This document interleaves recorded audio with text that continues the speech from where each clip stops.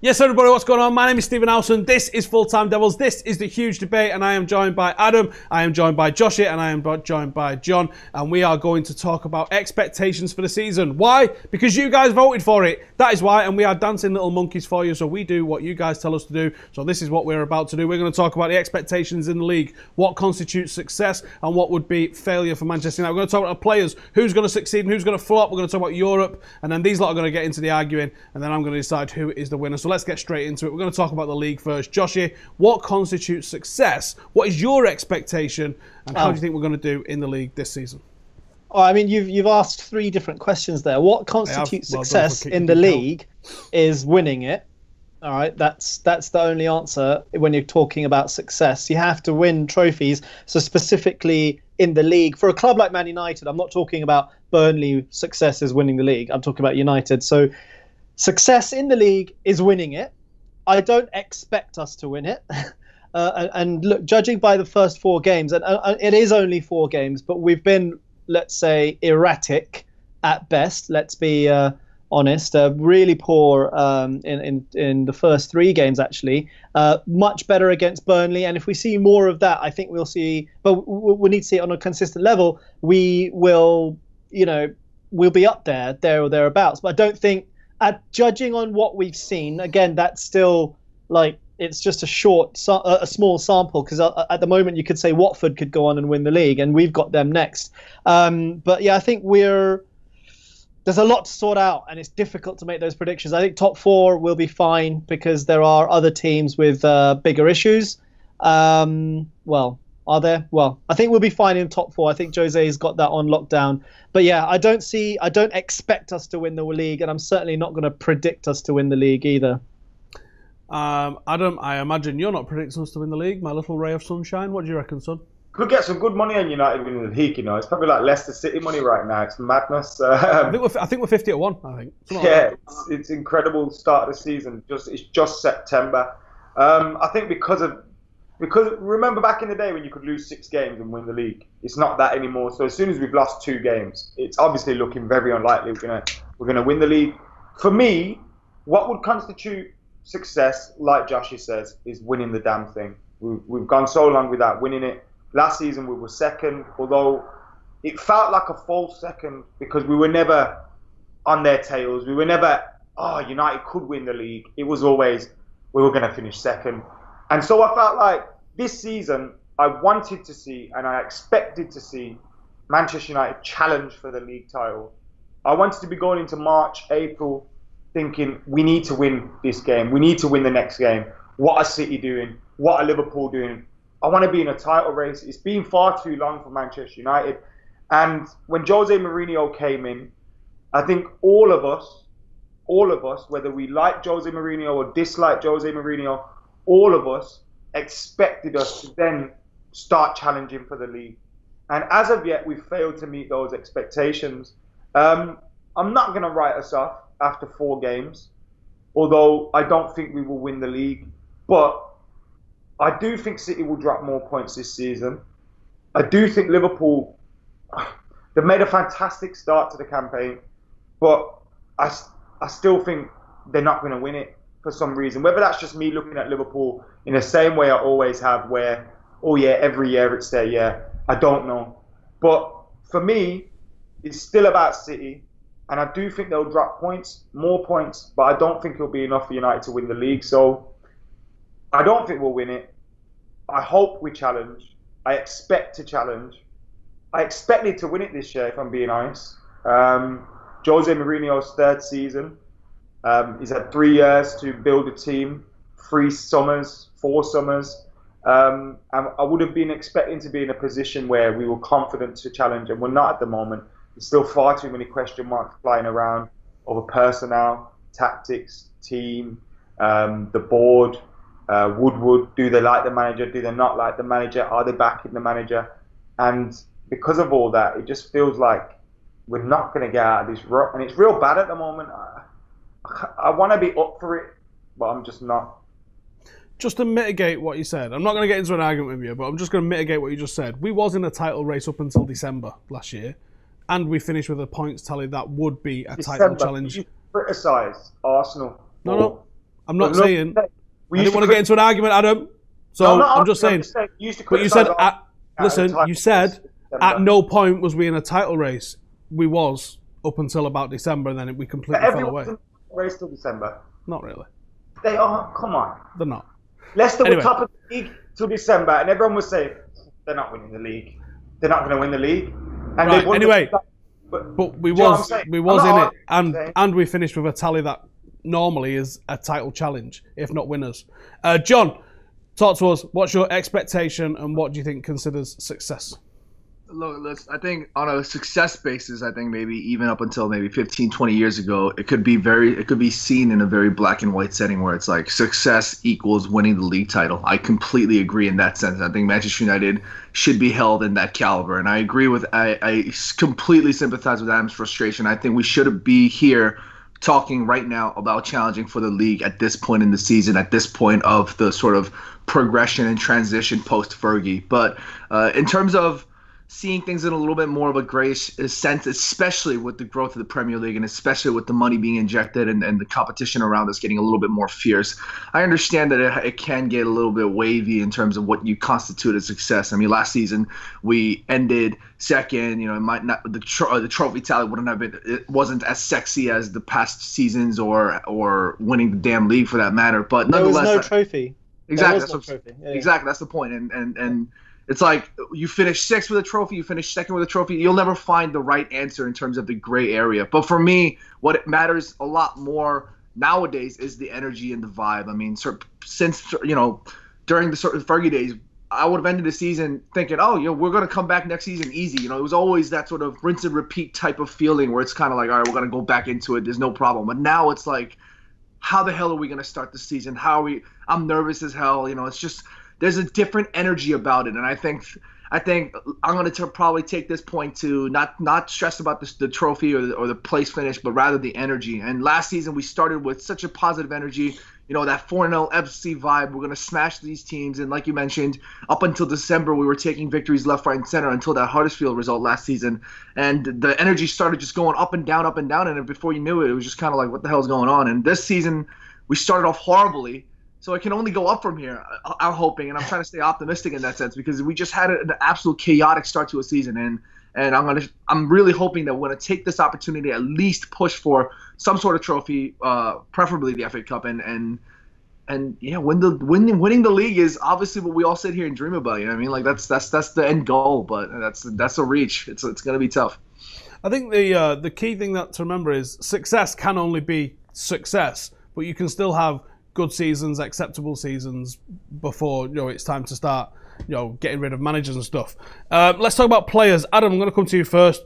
Who are you expecting to have a great season? Who do you think is going to change the expectations placed upon them, and who do you think is going to be a bit of a disappointment for us this season? I think the signs from Luke Shaw have been very, very good so far, but it has only been 4 games, and that's why I'm a little bit worried about starting to think, Luke Shaw's back. So I don't want to start relaxing over Luke Shaw yet. I still want to feel that nervousness about him because I really want him to succeed and I really want him to do well at the club, because I think if he does, then he will, he'll go on to be the best left back in the Prem, possibly the world. He has that much talent. Not only Luke Shaw, I think Alexis Sanchez could have a very important season for Manchester United, and I think when you look at him, the age he's had, the obviously the money we're paying for him, he's had that pre-season, he's had the rest and everything like that. Obviously, it wasn't good for him to get an injury so early into the season.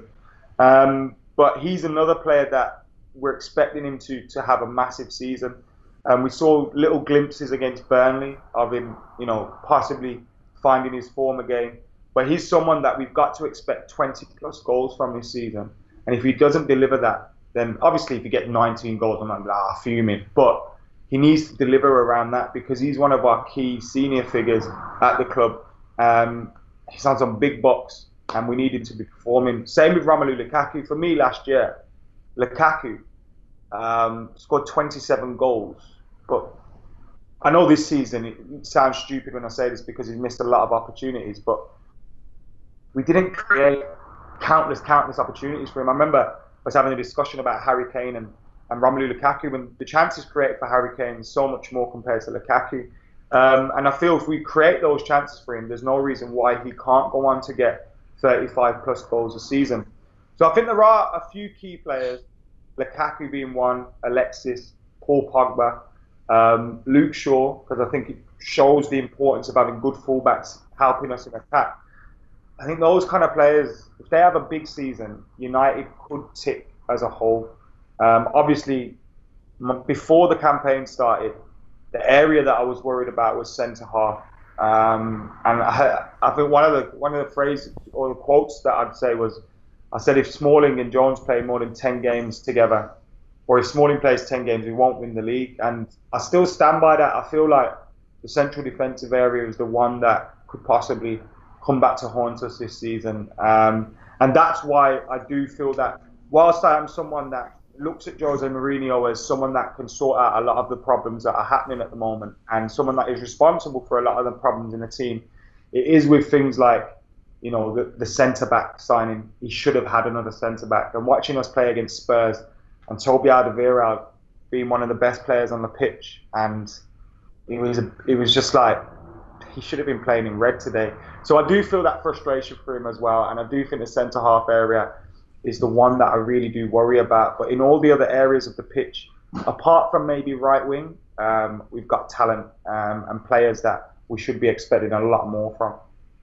Joshi, any players that you're expecting to stand out? Any players that you're worried about this season? So, I mean, I echo what Adam has said, and this is an area where I can say I expect better and I expect big things. Hang on. You just said I'll echo what he said.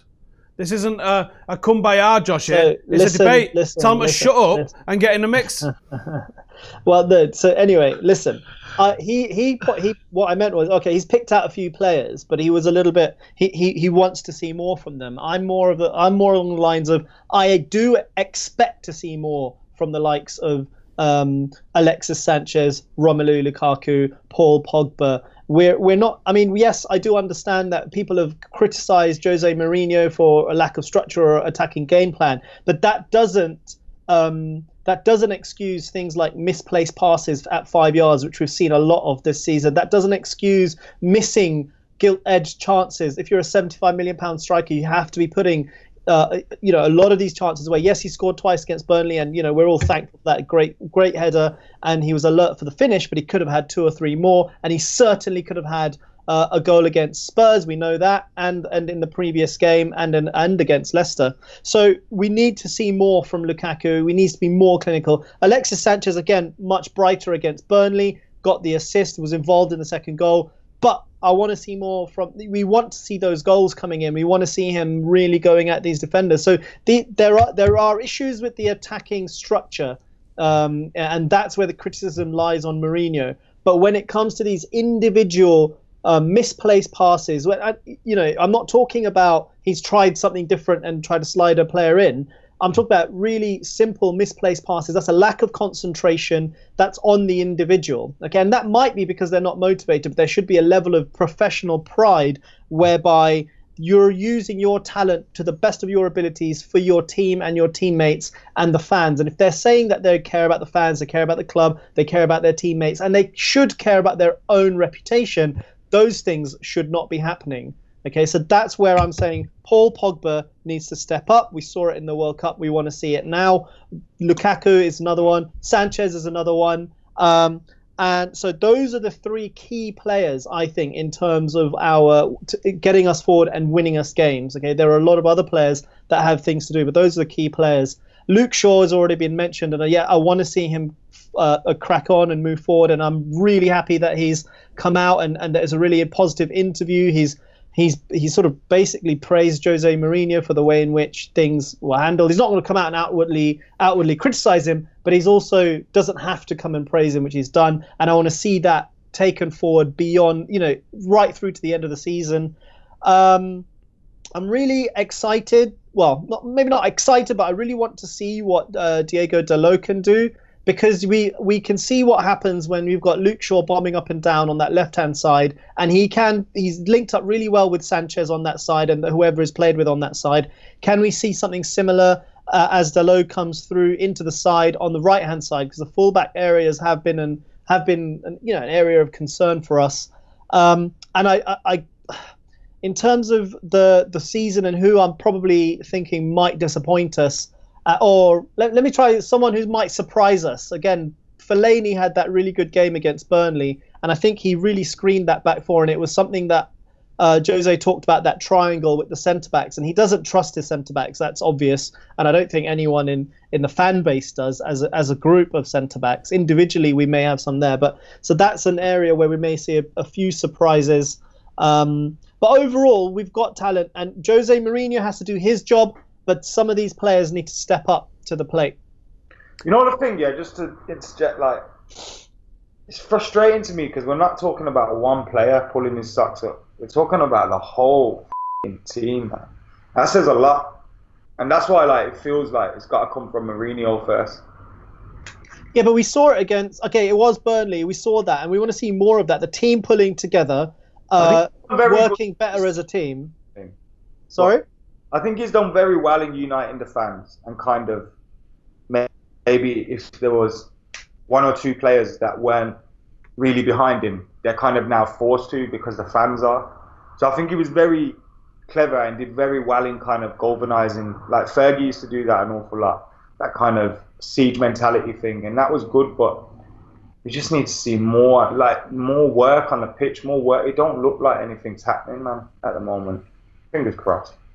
John, do you want to give us some of the players that you're thinking need to step up, or is there anyone that you're expecting to flop? And no one's mentioned so far having probably one of the worst seasons he's had at United, and that's Big Dave in net after a torrid World Cup. Has his expectations shifted for this season, or do you think he'll get it back on track?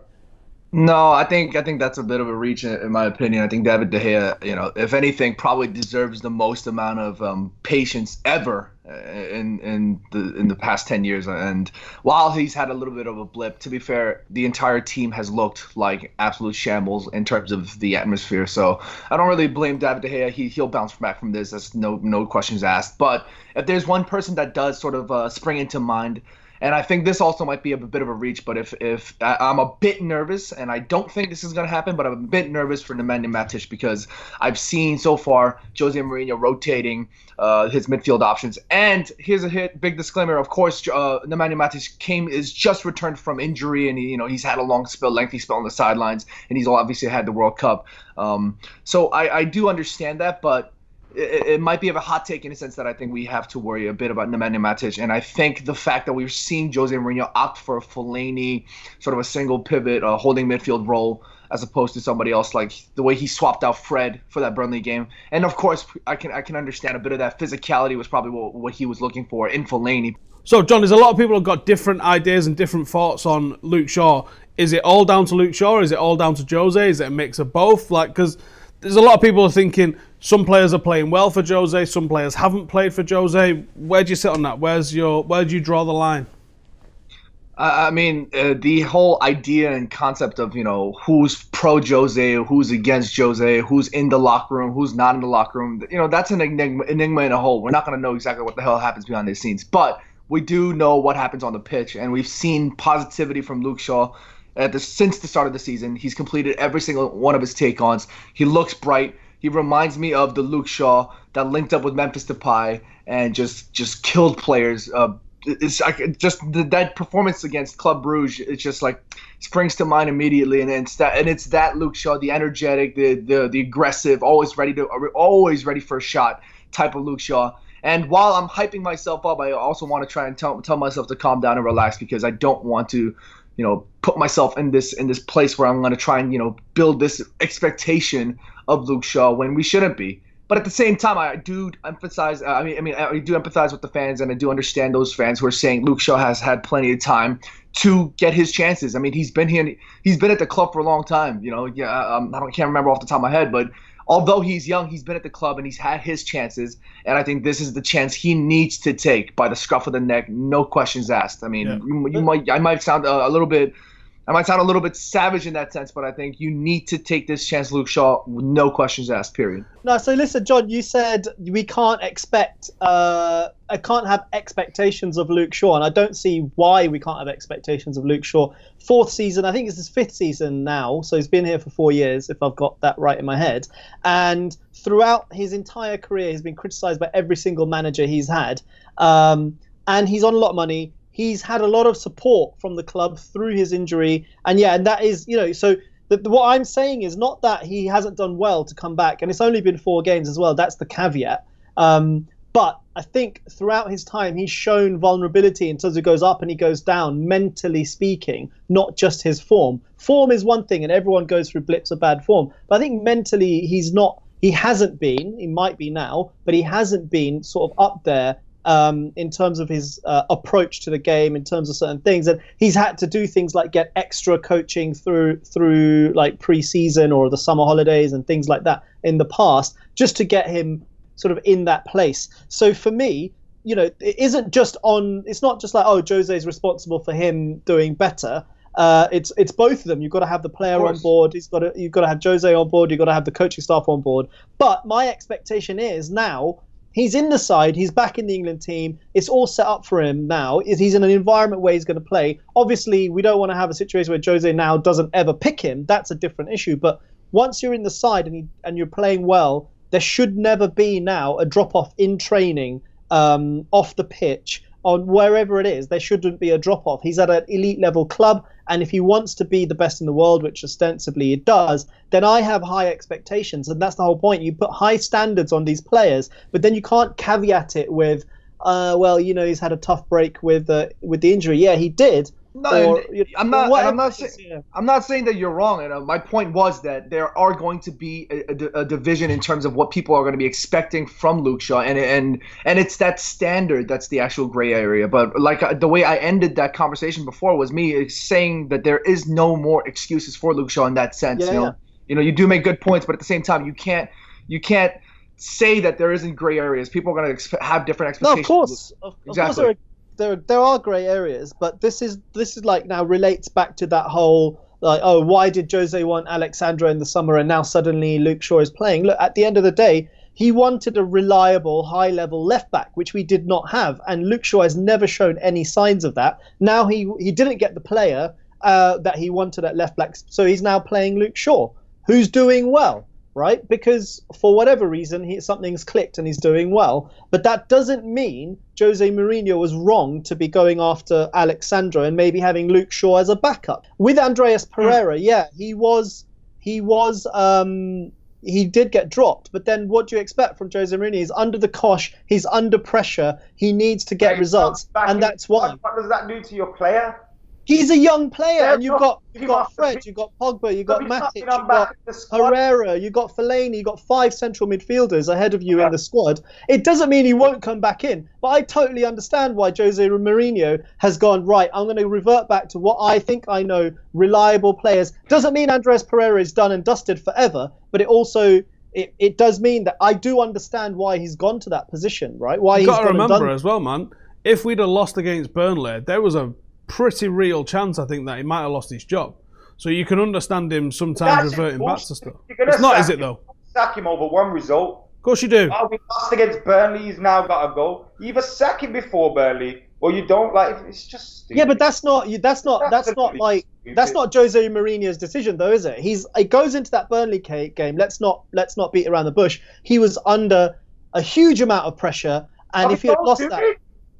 Don't do him for fucking whose fault? Who else's fault is it, please? Yeah. So what? It doesn't matter whose fault it was. He was under pressure. Everybody else. Nah. No one makes excuse for no one else but Mourinho. Nah, you're not listening. What I'm saying is, even if it was his own doing, the excuses say Mourinho as well.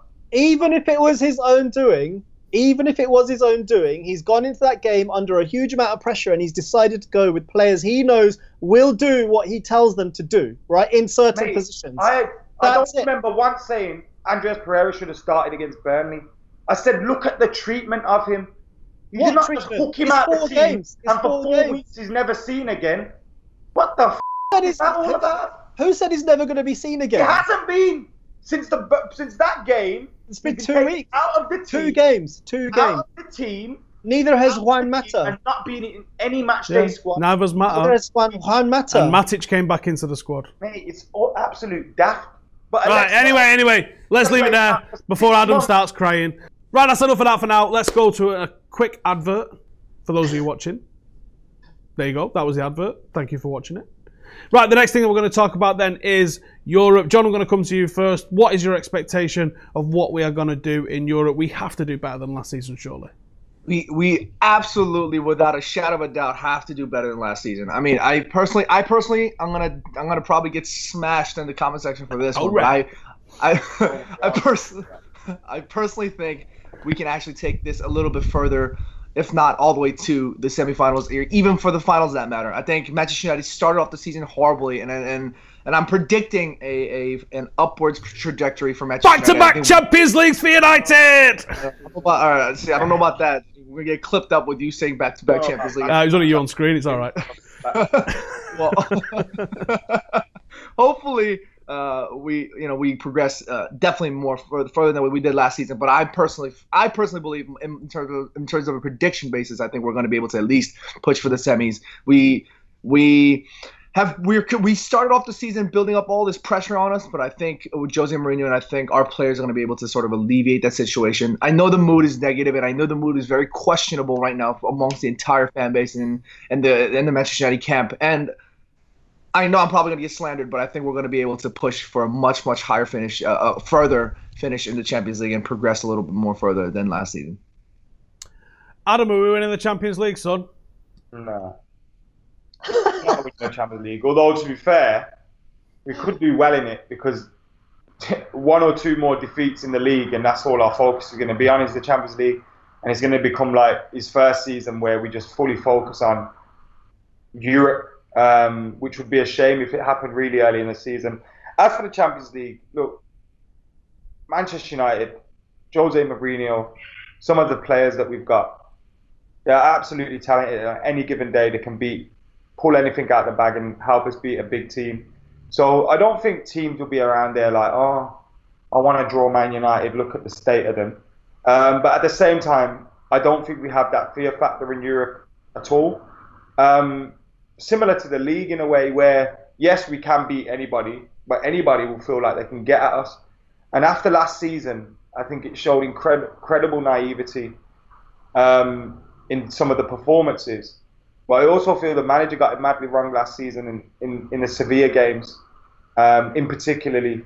And I don't think he would make those mistakes again. It was very, I have criticisms of Jose Mourinho. I praise him as well. But, one thing is, you don't expect that of him in the Champions League. You always expect him to do enough to get you through.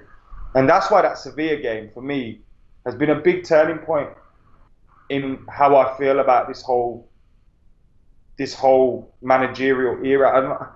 It's made me doubt everything about it. The way we performed, the tactics, the style of play, everything was awful that day. And I don't think it's really ever improved as a team since then. So it'd be good to show that we are better than last season, because that was awful. And I think, and just to cut in before Joshi goes on, and I think this is the perfect platform to do it. I mean, in terms of the Premier League, like Adam mentioned, back then we six defeats, and we're still talking about the challenging for the league. Now with 2 defeats, it's pretty much sort of a much harder uphill battle to fight in terms of the league. And I think the Champions League sort of is set in place for Jose Mourinho's Manchester United. We're getting critiqued left, right, and center. People are just taking Manchester United and just taking us for the piss. And I think this is the platform for Jose Mourinho and his team to just kind of get out there and, grind out those victories and push higher into the Champions League. And I'm not saying that we're going to go in there and just smash teams all over the place. It's probably going to be those games where Adam's going to grab the mic and say, this performance this year was absolute trash, but I think we still have the potential to take victories nonetheless. And if there's one competition I'm hopeful for, it is the Champions League for Manchester United. Can I just point out? Burnley, actually, miserable bastard. Can I just point out? I know I am a miserable hate football and all that stuff. I don't think so, Adam. I think you're having a great time. About Manchester United or Mourinho at the moment, but when I'm in that crowd, I chant Mourinho's Red Army like anyone's business. Like, no doubt about it. I am in the crowd being moody like this. I am as deluded as possible inside the stadium, and I sing his name and I back him. But like, I just want people to know that, because I seem to be getting like people, oh, why are you so moody? Why do you hate Mourinho and all this? Like, look, whenever I discuss him, I get moody because crap. That's gonna happen. If we were winning, I wouldn't be moody. That's a fair point. But he needs to fix the up. Joshi, are we going to go and win 5 Champions League on a bounce? No, but I do agree with Adam's last point where Mourinho needs to sort his shit. And look, I'm not saying Mourinho is without fault, but we've got to criticise him where he deserves criticism. And last season against Sevilla, that was absolutely on Mourinho, the way we set up, the approach to the game, bringing Fellaini straight into the side, you know, in that second leg. I think it was an absolute show on a lot of different levels. So, you know, this season, I agree with John, actually, when he says that the Champions League represents a platform for United to start sort of to not rebuild a reputation, but, you know, it's kind of away from the scrutiny of the league. But then at the same time, you know, we're coming up against Juventus, we're coming up against top sides, and there's going to be a different level of competition. You've got Cristiano Ronaldo, and they hasn't started amazingly for Juventus, but, you know, he's got it in his bag. So I don't have huge expectations again. I know John thinks this is, or has said he's hopeful for the Champions League, but I think it's difficult to predict in after the way we've started this season. But you'd hope that the likes of Pogba, Sanchez, all of the players actually in the side would be motivated enough to at least, forgetting all the rubbish around tactics, or whatever, to at least put in high-level individual performances. So yes, we may not have the attacking structure, but we have players who can pull things out of nowhere. We have players who should be able to play with each other and see runs, take chances, take shots, create chances. And that's also where the players have to take some of that responsibility. And the Champions League should almost be an automatic motivation on that part. I mean, every match should be, but you kind of know that players get up for certain games and other games. But the Champions League music turns on, they should be on it. So I'm hopeful that we'll do okay in it. We may see some better performances and it might kick something off, but I don't think we're going to win it, and I don't think we definitely won't be winning 5 in a row. But at least the postman fucking turned up. I have. Oh, you never heard that then? Sorry. Yeah. I thought while Joshi was hearing, you would have heard my letterbox like slam. And it was because a letter got posted. So the postman's doing his job. Jose Mourinho, do your goddamn job. Anyway, right then, Josh, I'm going to come to you first. We're going to do 30 seconds for you to sum up why you've got the most realistic expectations and why you should win this debate. Are you ready? So, yeah, I think so. Are you about to ask me a question then? I was, but I know that you're a little bit tetchy today, and there might be some issues with that. So, he called you. I'm tetchy. You're not just listening to Adam for the last hour. I want to run out of cans of Monster. They don't sell Orange Monster in England no more. What sort of what? Jamie Oliver's fault. Right, Joshi, are you ready? I'm ready. All right, go. All right, so look, the reason my argument is the most realistic, most balanced, because I'm not totally blaming everything on Mourinho, and I'm not overly optimistic in certain areas. I know there are issues in the squad, but there's potential for improvement. There's potential for anything to happen really in these games because we've got the talent to do it. But everyone needs to fix up. The players, the manager, the board, and the coaching staff, and get us back on track. 2, 1.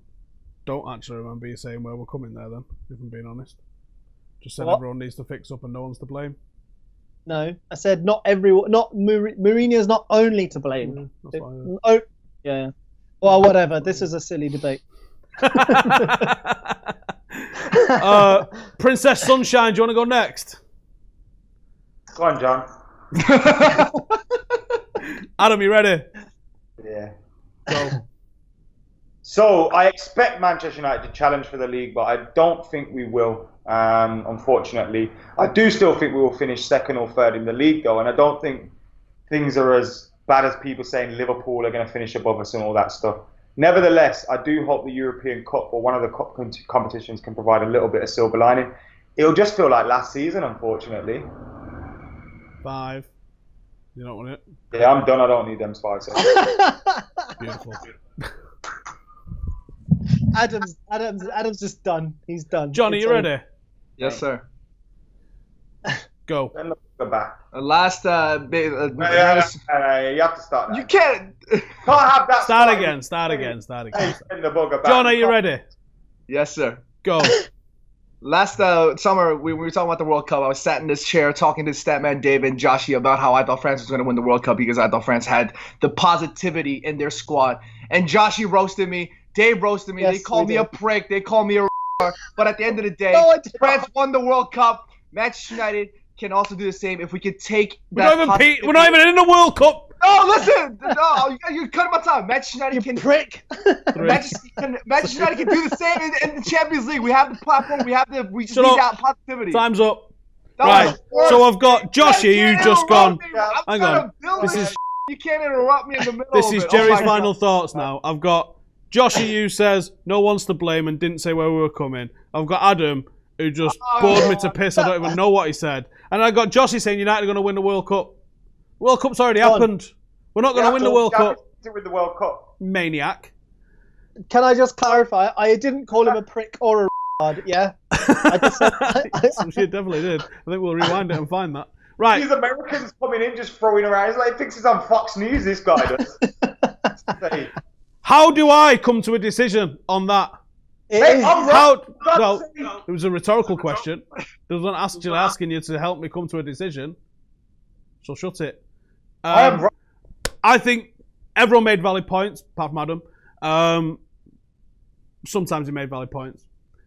I think that there's no one to blame on this one. I think expectations aren't that we're going to win the league, but I do think that Manchester United have to come top 4. There's a balance between success and what's acceptable. What's acceptable for United is continual improvement. If we see an improvement in Manchester United's attitude like we saw in the first half against Tottenham, that we saw in the game against Burnley, and we can go out and we can compete on that, and we can actually do what we did last season and get around about the 80-point mark, I'll be content. Not happy, but content with that. But we have to improve in Europe. And there's some players that have to step up their game. Alexis Sanchez, he came in and disrupted the rhythm of Martial and Rashford. He has to step up his game and start justifying what he's doing. Paul Pogba needs to step up what he started this season. I think he gets a lot of stick unfairly. Last season, I thought he was very good for the times that he played. But this season, he started off terribly. There's a lot of players that need to start pulling their weight, and that includes the manager as well. Jose Mourinho has to live up to being. He sits there and says, I'm the greatest manager still working in the game.